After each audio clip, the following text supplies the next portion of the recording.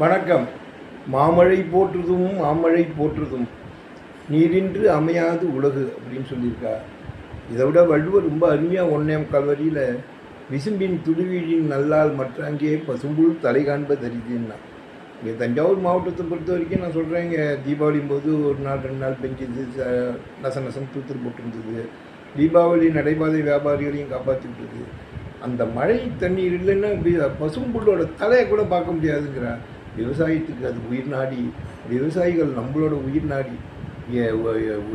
சுழன்றும் ஏற்படுறது உலகம் அதனால் உழந்தும் உலகே தலைன்னு சொல்லியிருக்கார். உழுதுண்டு வாழ்வாரே வாழ்வார் மற்றெல்லாம் தொழுதுண்டு பெண்கள் செல்பவர் சொல்லியிருக்கார்.